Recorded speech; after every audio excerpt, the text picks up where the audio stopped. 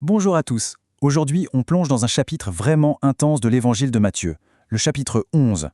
C'est un passage fascinant, plein de doutes, de rejets, mais qui culmine avec une invitation, une des plus belles et des plus profondes de toute la Bible. C'est parti. Alors, pour bien comprendre ce chapitre, on va suivre un plan en 5 points. D'abord, une question qui vient de prison. Ensuite, on verra la réponse en action. Puis, on parlera de la nouvelle ère du royaume. On abordera aussi le rejet d'une génération. Et pour finir, on découvrira cette fameuse invitation au repos. Ok, première partie.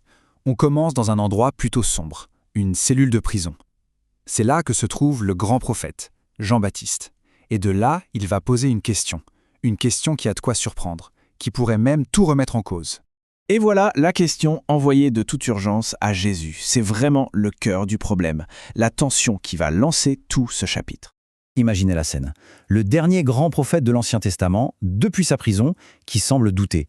Mais, et c'est là que ça devient fascinant, beaucoup de commentateurs, comme Saint Jean Chrysostome par exemple, pensent que cette question n'était pas vraiment pour lui. Alors, pourquoi poser cette question ? Eh bien, il ne s'agit probablement pas d'un doute personnel. Rappelons-nous que c'est Jean qui a désigné Jésus, qui a dit « Voici l'agneau de Dieu ».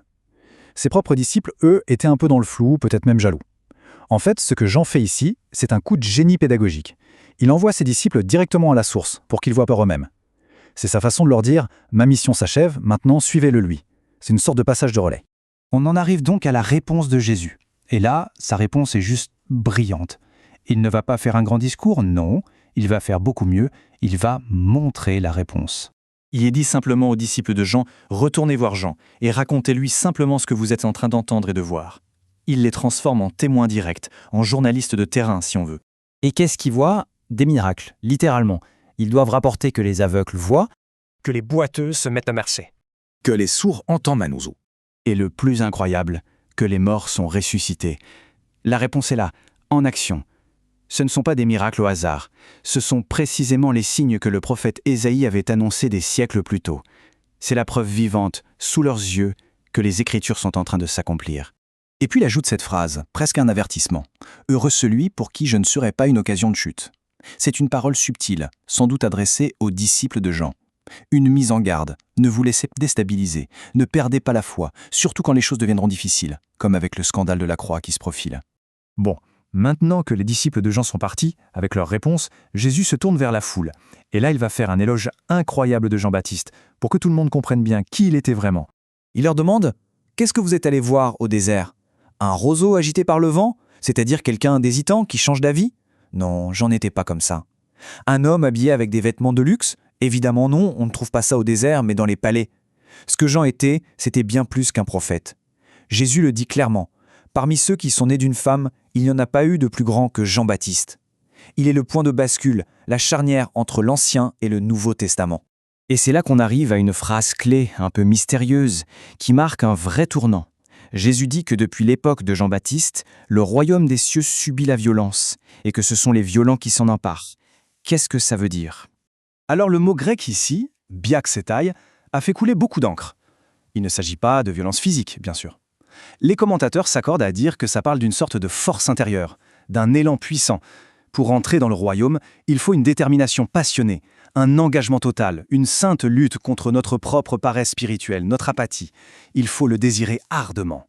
On a donc d'un côté un témoignage clair, des miracles, une nouvelle ère qui commence, et pourtant, la réaction générale, c'est le rejet. Et pour expliquer ça, Jésus va utiliser une image très parlante, une petite parabole. Il compare sa génération à des enfants capricieux sur la place du marché. Quoi qu'on leur propose, ils ne sont jamais contents. On leur joue de la flûte, un air de fête, c'est l'image de Jésus, mais ils refusent de danser. On leur chante une complainte, c'est Jean-Baptiste, mais ils refusent de pleurer. En gros, ils trouvent toujours une excuse. Jean est trop ascète, il est possédé, Jésus est trop sociable, c'est un glouton, un rejet systématique. Et ce rejet a des conséquences terribles. Jésus prononce des paroles très dures contre les villes où il a fait le plus de miracles, comme Chorazine et Bethsaïde. Parce qu'elles ont tout vu, mais elles n'ont pas changé. Et Capernaum, la ville où il a habité, qui a été élevée jusqu'au ciel par sa présence, sera abaissée pour son incrédulité. Le principe est simple et puissant. Plus on a reçu, plus on est responsable. Et c'est après ces paroles de jugement, dans ce contexte de rejet, qu'on arrive au sommet du chapitre. Le ton change complètement. On passe de la condamnation à une invitation, une des plus belles et des plus célèbres de l'Évangile. Tout commence par une prière de Jésus à son Père. Il le remercie d'avoir caché ces choses, cette vérité du royaume, aux sages et aux intelligents, et de les avoir révélées aux tout-petits. Ce n'est pas une question d'intelligence, c'est une question d'attitude. La vérité de Dieu est accessible à ceux qui ont un cœur simple et humble. Et c'est alors qu'il lance son appel. C'est un chemin en 3 étapes très concrets pour tous ceux qui se sentent écrasés par le poids de la vie. D'abord, il dit « Venez ». C'est le premier pas, une décision personnelle de se tourner vers lui. Ensuite, « Prenez mon joug ». Ça veut dire « Acceptez mon enseignement, ma façon de vivre ». Et enfin, « Apprenez de moi », parce que le chemin est un apprentissage constant.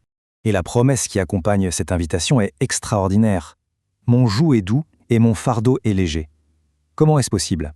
Parce que les fardeaux qu'on porte seuls sont écrasants. Mais son joug à lui est doux ou facile parce qu'il le porte avec nous. On n'est plus seul à tirer la charge. Ce qui nous laisse avec cette question finale qui traverse les siècles. Concrètement, ça veut dire quoi d'échanger un lourd fardeau contre un joug doux ? Quels sont les fardeaux qui nous pèsent ?